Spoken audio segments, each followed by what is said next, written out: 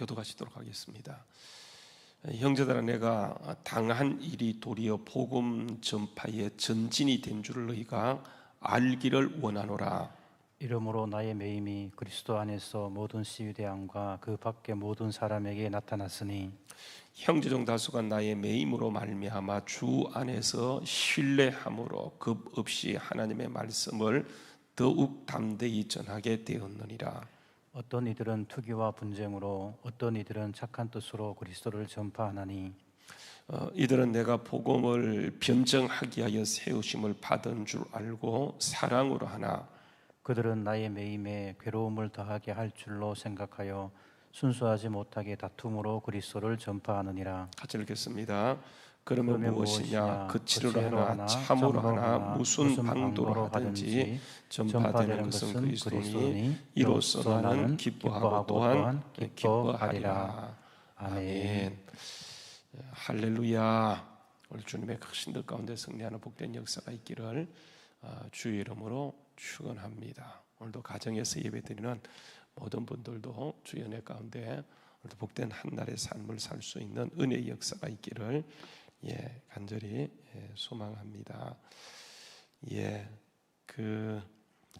오늘 이제 우리 말씀 가운데 보게 되었지만 바울 사도가 자기가 매인 것을 놓고 이에게 매였다. 복음을 열심히 전했는데 그것이 매임으로 나타났어요. 이게 이제 이 매임을 두고 사람마다 다 해석이 다르지 않겠습니까?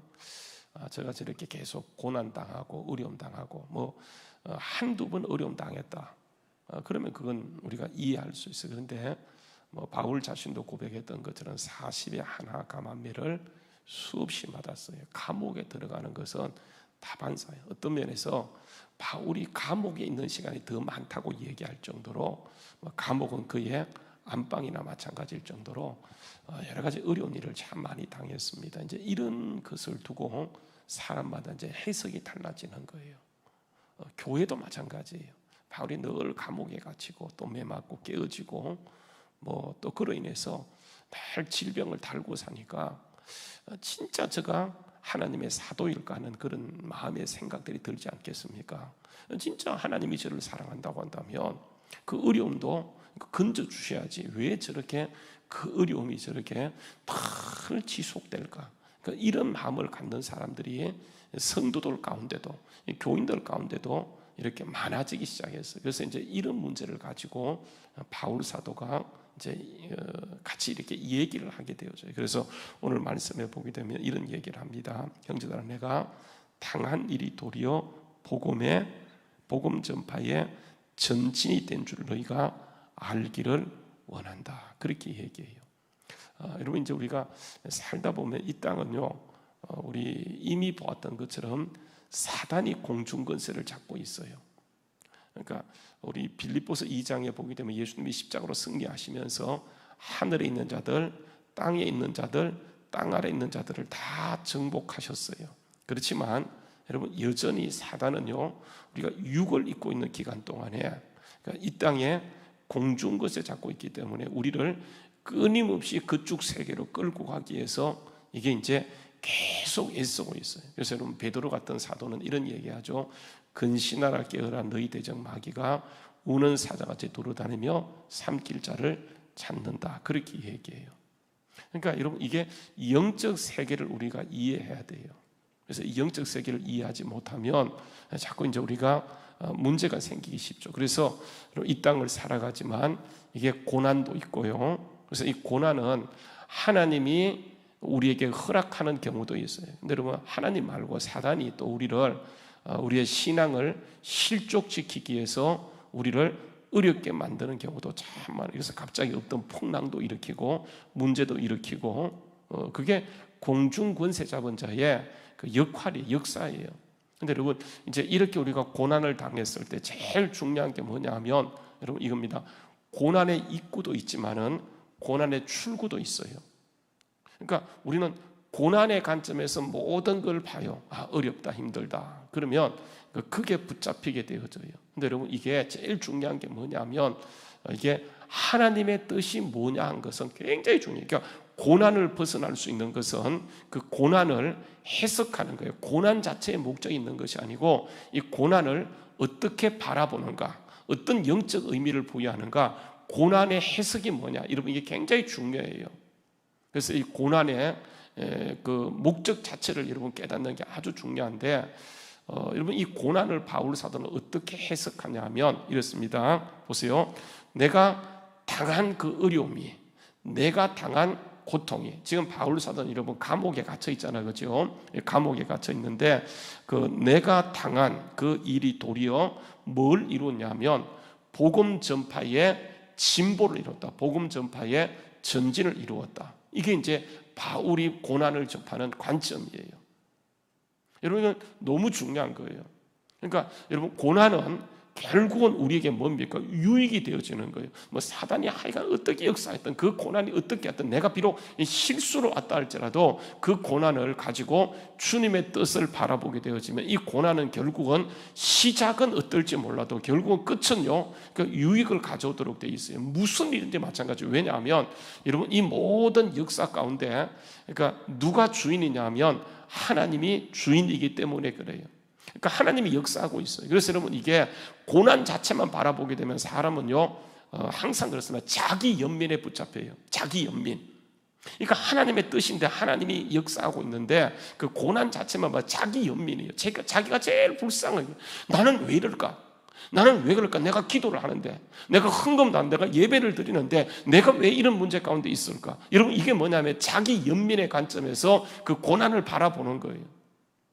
여러분 보세요. 이 땅에 살아갔던 사람들 치고 문제 없는 사람이 있었습니까? 문제 없는 교회 있나요? 없어요. 여러분 정말 좋은 교회처럼 보이는 그 교회, 이 빌립보 교회도 여러분 이게 참 좋은 교회이지만 이 교회에도 뭐가 있습니까? 문제가 있어서 바울 사도가 편지를 쓸 정도로 여러분 이 땅에 존재했던 모든 교회들 치고 문제 없는 교회가 없어요.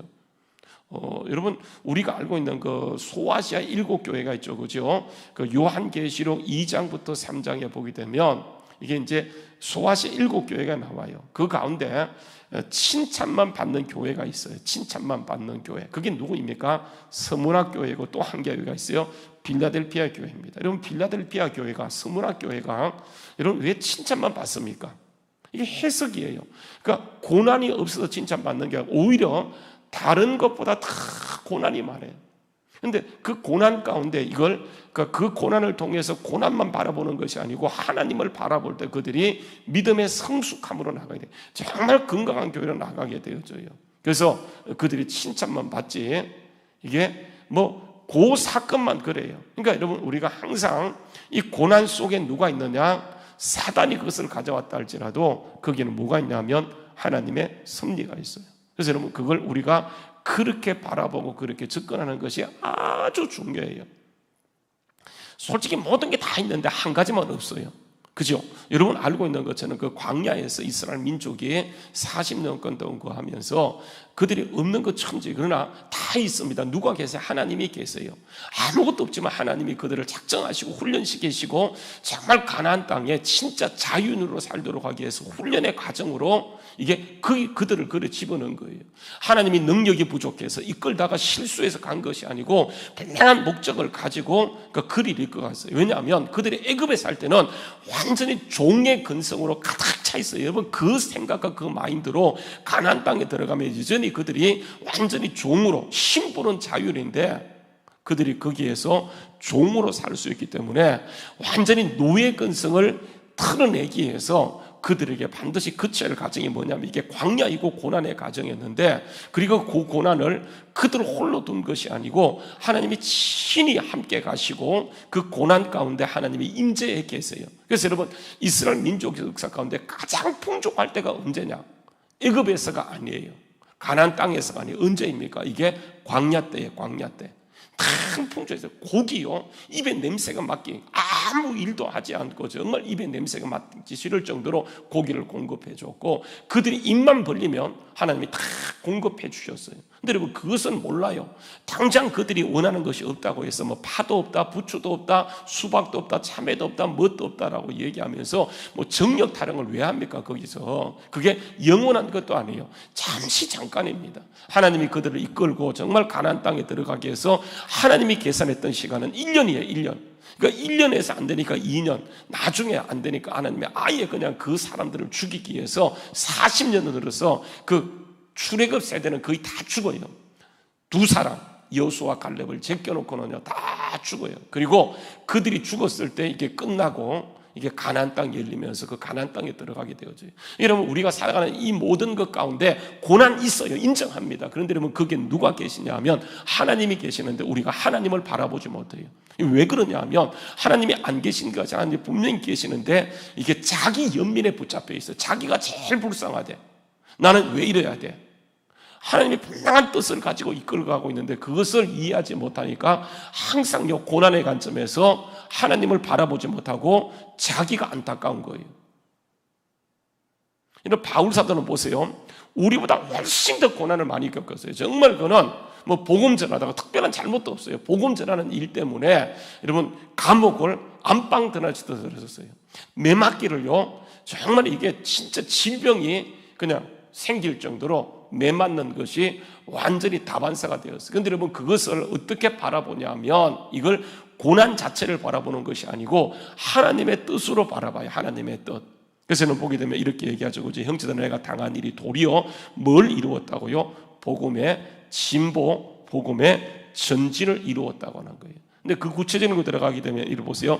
내가 매였기 때문에 그 바울이 갇혀 있는 그 감옥은요, 여러분 어디냐면 그 위가 뭐냐면 로마 궁궐이 있어요. 그 밑에가 이게 이제 그 감옥이에요. 시대입니다. 그래서 로마는 반역자들이 많기 때문에 그 감옥을 그 밑에 두고 거기에 가두어 버려요. 여러분, 거기는 누가 있냐면 아주 로마의 고급 장군들, 고급 관리들, 고급 군사들이 있는 곳이에요. 이곳에 지키는 거예요. 근데 여러분, 거기에 바울이 감옥에 들어가게 되어집니다. 근데 거기에서 여러분 바울이 어느 정도 갇혀 있었죠? 2년 동안 갇혀 있습니다. 2년 동안 있으면서 그러니까 하루에 4명씩요. 이게 6시간씩 교대로 바뀌게 되어져. 6시간씩. 그러니까 바울을 지키는데 한 사람 바울을 지키기 위해서 어떻게 했냐면 4명의 고급 군인이 와서 바울을 맡아서 6시간 같이 있어요. 그러면 여러분 6시간 바울이 있으면서 뭐 했을까요? 거기에서 가만히 있는 것이 아니고 이들에게 이제 안면이 트잖아요. 그러면 이제 늘 알 거 아니에요. 알게 되어지면 처음에는 몰랐지만 이게 한 번, 두 번 하다 보면 바울은 유명한 사람이 다 아는 거예요. 그 4명에게 바울이 있으면 뭐냐? 복음을 전하는 거예요. 복음을 전하는 거예요. 여러분, 이게 또 바뀝니다. 6시간씩 바뀌어요. 그러면 여러분 이게 한번 2년 동안 있으면서 한번 여러분 계산해 보세요. 몇 명입니까? 이게 계속 복음을 전하는. 여러분, 이 바울을 만나도 바울이 만약에 거기 들어가서 여러분 만약에 하청민만 전했다.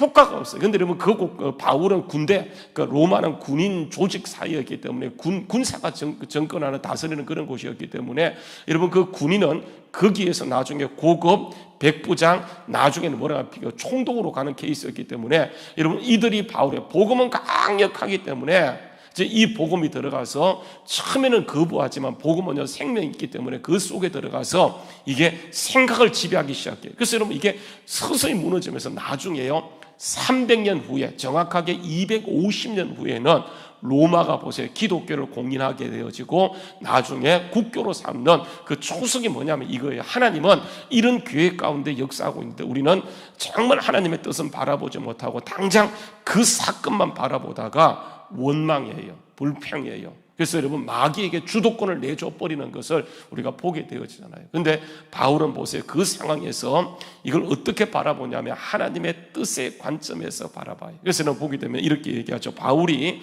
매여서 감옥에 들어갔기 때문에 그 시대 안과 밖에 모든 사람에게 복음이 뭐였습니까? 나타났어요.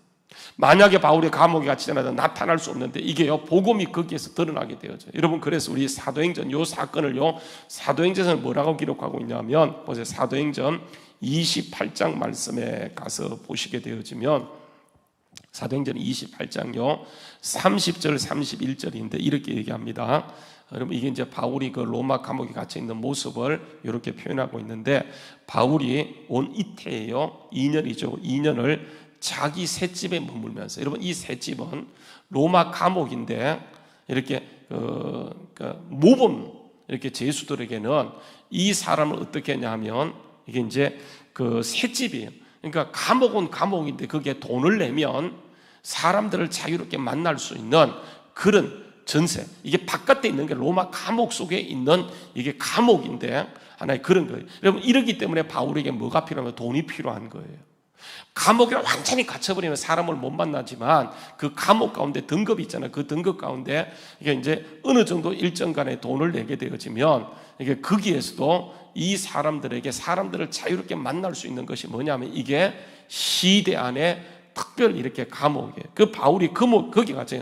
바울이 온 이태를 자기 셋집에 머무르면서 자기에게 오는 사람을 다 영접하고요. 그들에게 보세요. 31절 말씀 너무 중요한 말씀인데, 하나님 나라를 전파하고 주 예수에 관한 모든 것을 담대하게 거침없이 뭐 했다고요? 가르치는 거예요. 그래서 여러분 거기에서 가르쳤다고 하는 것은 이게 이런 뭐냐면 제자를 삼는 작업이에요. 제자. 거기에서 뭐냐면 2년 동안요 군인을 제자 삼고 자기에게 오는 사람을 제자 삼고, 여러분 이게 뭐냐면 완전히 로마의 초석이 되어지는, 여러분 이게 뭐냐면 유럽을 바꾸고 이게 미국으로 건너가게 되어지고, 여러분 이게 종교개혁을 이루는 거예요. 이게 대한민국에 들어와 있어요. 하나님은 이런 그 큰 세계 경영 속에 지금도 역사하고 있는데 우리는 뭐냐면 당장 그 문제만 바라보는 거예요. 그러니까 불평하죠. 원망하게 되어지죠. 그러니까 이게 여러분 너무 중요해요. 그러니까 우리가 늘 문제를 바라볼 때 문제는요, 이게 문제 자체가 아니고 어떻게 바라보는가, 이게 나의 관점에서 바라보는가 아니면 하나님의 뜻의 관점에서 바라보는가, 이게 아주 중요해요. 여러분 고난에 딱 입구에 들어가서 고난을 벗어날 수 있는 것은 다른 것이 아니에요. 고난은 입구도 있지만 출구도 있기 때문에 그렇게 벗어날 수 있는 것은 하나님의 뜻을 가지고 바라보는 거예요. 여러분 이 코로나 보세요. 우리가 정말 지금 어려움을 당하고 있어요. 이게 교회만 어려움 겪는 것이 아니고 전 세계가 어려움을 겪고 있는데, 이게 여러분 하나님의 뜻의 관점에서 한번 바라보세요. 그러면 이게 복음이 어떻게 증거될까요? 결국은 보세요. 저는 이렇게 생각합니다. 지금까지는요 하나님 없이도 교회가 운영이 되어졌어요. 그래서 프로그램으로 우리의 노력을 열심히 했지만 지금은요 모든 것이 손들었어요. 나라가 손들고 모두가 손들었어요. 하나님. 그러니까 여러분 교회가 더 건강해지면서 진짜요 알곡과 가라지가 나누어지게 되어지고, 여러분 아시는 것처럼 그 마태복음 25장에 천국이 가까웠을 때 염소와 양이 나누어지게 되어지고, 보세요 이게 열처녀 비유 가운데 이게 지혜로운 자와 5 미련한 자가 나누어지는 거죠. 이게 하나님의 뜻이 있어요. 그래서 여러분 우리가 이 가운데 정말 하나님만 바라보는 거예요. 그래서 여러분 이게 천국에 들어갈 수 있는 사람은 어떤 사람이냐 하면, 그러니까 문제의 접근을 이게 인간적 접근에서 하게 되면 실족합니다. 넘어집니다. 하나님의 뜻이 뭐냐를 생각하고 정말 거기에서 우리는, 왜냐하면 이 세상은 잠깐이잖아요. 영원히 살 사람이 있어요. 오늘이 며칠입니까? 10일이죠. 9월 10일이면 여러분 중순입니다. 9월달 다 갔어요. 한 해 다 간 겁니다. 우리 인생요 다 간 거예요.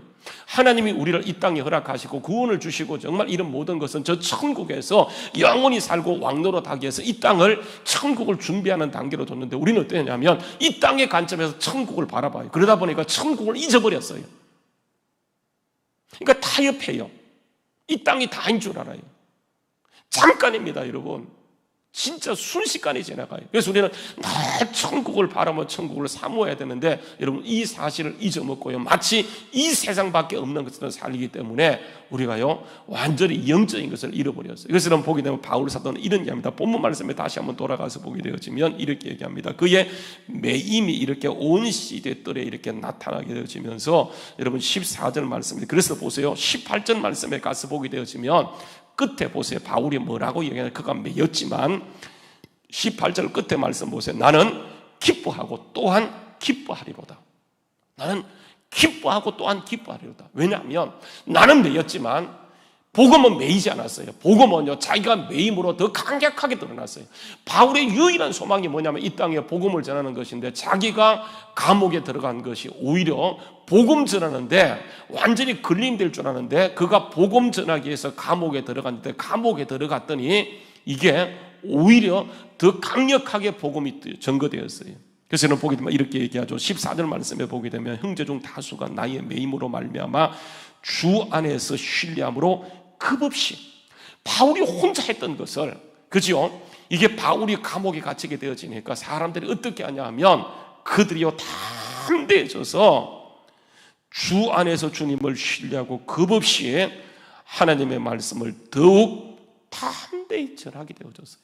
바울이 감옥에 들어가기 전에 정말 그 혼자 한다고 고생했는데 딱 감옥에 갇히니까 이게 동력자가 생겨나게 되어져요. 그래서 그들이 담대히 하나님의 말씀을 전하고, 그래서 여러분 15절 말씀, 어떤 이는 14절은 형제들이고요, 15절은 어떤 사람이냐면 바울에게 괴로움을 주려고, 그래서 어떤 이들은 투기와 분쟁으로, 어떤 일은 착한 뜻으로 그리스도를 전파하니 이들은 내가 복음을 변증하기 위하여 세우심을 받은 줄로 알고 사랑을 하나 그들은 나의 매임에 괴로움을 더하게 하려고. 그러니까 바울이 복음 전하다 감옥에 갇혔으니까 복음이 전거되어지면 그 책임이 누구한테 돌아가겠어요? 바울에게 돌아가기 때문에 바울에게 괴로움을 전하기 위해서 막 복음을 전해요.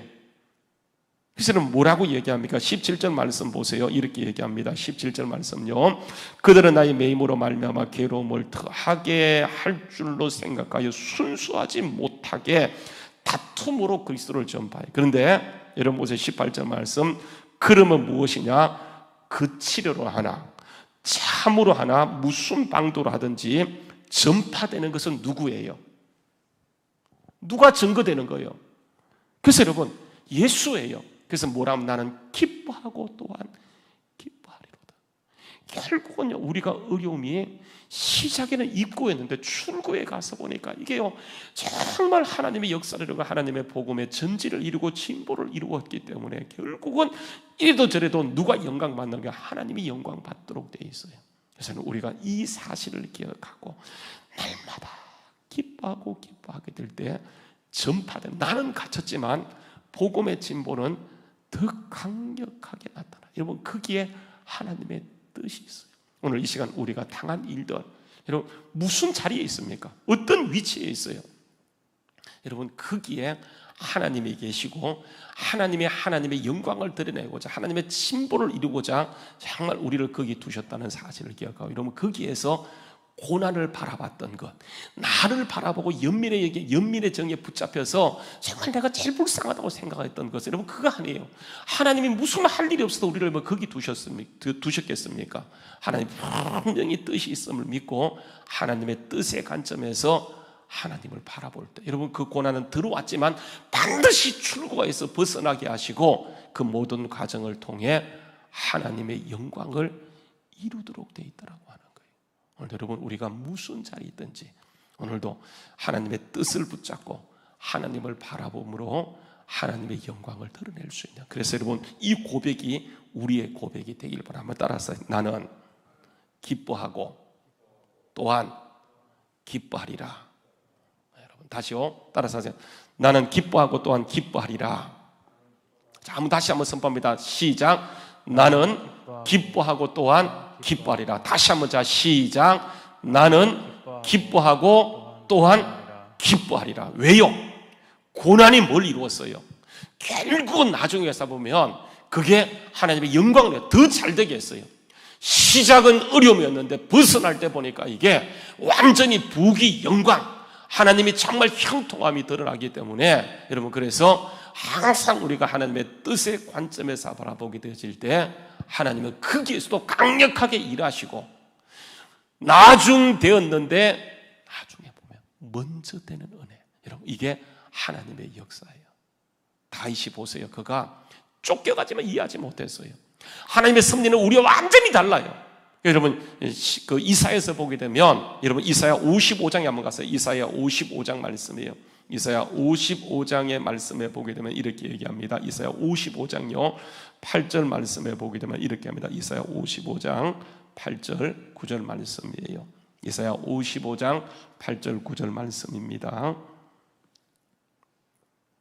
한번 읽어볼까요? 이사야 55장 8절 9절 말씀요 한번 읽어봅시다. 자 시작. 이는 내 생각이 너희의 생각과 다르며 내 길은 너희의 길과 다름이라 여호와의 말씀이니라. 자, 9절도 자 시작. 이는 하늘이 땅보다 높음 같이 내 길은 너희의 길보다 높으며 내 생각은 너희의 생각보다 뭐하다고 높아요. 그러니까 여러분, 우리가 땅의 차원에서 바라보지 말고 하나님의 생각, 하늘의 차원에서 바라보게 되면 여러분, 그게 감사해요. 하나님은 그걸 이루기 위해서 하는데 우리는 항상 내 입장에서 바라봐. 그러니까 여러분, 이게 불평이고 원망이고 입만 벌렸다 하면 부정적인 소리가 나와요. 그런데 여러분, 이게 하나님의 관점을 이해하는 사람은요, 거기서 뭡니까? 감사해요. 하나님이 또 무슨 역사를 이루려고, 어떤 은혜를 주시려고 나에게 이런 것을 허락하셨나가. 주여 감사합니다. 감사합니다. 여러분, 그분이 예수님이잖아요, 그죠? 한번 여러분 보세요. 마태복음 11장 말씀에 가서 보게 되어지면 이렇게 합니다. 마태복음 11장요. 마태복음 11장이에요. 마태복음 11장 20절 말씀입니다. 마태복음 11장 20절. 예수님이 사역에 집중되었던 것은 세 개의 마을이에요. 세 개의 도시입니다. 고라신, 가버나, 벳세다예요. 여러분, 예수께서 권능을 가장 많이 베푸신, 행하신 골들이 해개치 않아요. 한번 생각해 보세요.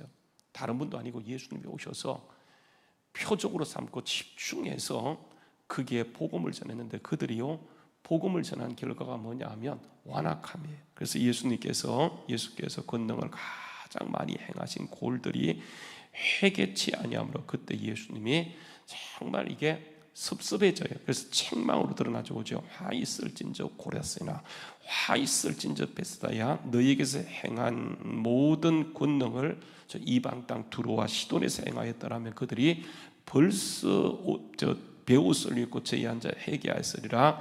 내가 너희에게 이르노니 심판날에 두로와 시돈이 너희보다 견디기 쉬우리라. 가버나마, 너희가 하늘에까지 높아지겠느냐? 음부에까지 낮아지리라. 내게 행한 모든 권능을 소돔 땅에서 행하였더라면 그들이 오늘까지 있었으리라. 내가 너희에게 이르노니 심판날에 소돔 땅이 너희보다 견디기 쉬우리라 하면서 25절에 보게 되면 이렇게 합니다. 그때 예수께서 대답하여 이르시되 천지의 주제이신 아버지여, 이것을 어떻게 했다고요? 지혜로운 자에는 숨기시고 지혜롭고 설기 있는 자는 숨기시고 어린 아이들에게 드러내신 것을 감사나이다. 26절 말씀 읽습니다. 자 시작. 옳소이다. 이렇게 된 것이 뭐라고요? 아버지의 뜻이. 그래서 우리가 하나님만 의지하는 어린아이, 여러분 보세요. 어린아이는 엄마만 의지해. 그런 자에게 나타나요. 근데 우리가 자꾸요, 하나님을 바라보지 못하고 우리가 해석하고 우리의 관점에서 바라보게 되면 이게 숨겨지게 되어져요. 그 신앙은요, 철저하게 하는 의지잖아요. 여러분, 저는 코로나19를 허락한 것, 그렇죠?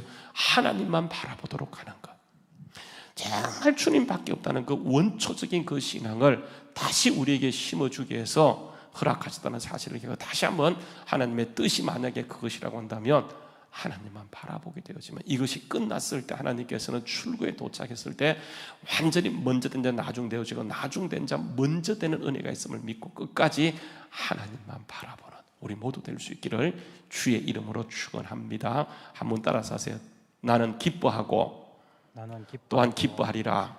자 시작. 나는 기뻐하고 또한 기뻐하리라. 오늘도 이 고백으로 나아가는 우리 모두 될 수 있기를 주의 이름으로 축원합니다. 기도하겠습니다. 참 좋아하신 아버지 하나님, 우리가 당하는 일들에 주님이 함께 계시고 주님이 허락하셨고 반드시 입구도 있지만 출구도 있음을 믿고 그 입구에서 벗어날 수 있는 유일한 길은 결국은 하나님을 바라보는 것임을 기억하고, 우리 예수님께서도 3년 동안이나 집중했지만 그들이 회개치 않는 것을 보고 책망도 하고 야단도 쳤지만 결국 그것이 주님의 뜻이라고 하며 감사했던 것처럼, 결국은 하나님의 뜻은 하나님만 바라보는 어린아이와 같은 사람에게 드러남을 기억하고, 오늘도 이 시간 이 시대에 하나님만 바라보는 그 원초적 복음의 믿음이 우리 안에 회복되게 하여 주시옵소서. 그래서 우리가 다시 한번 하나님을 바라보며 기뻐하고 또한 기뻐하는 믿음의 성숙함이 회복되게 하여 주시옵소서. 예수님의 이름 받들어서 기도하옵나이다. 아멘.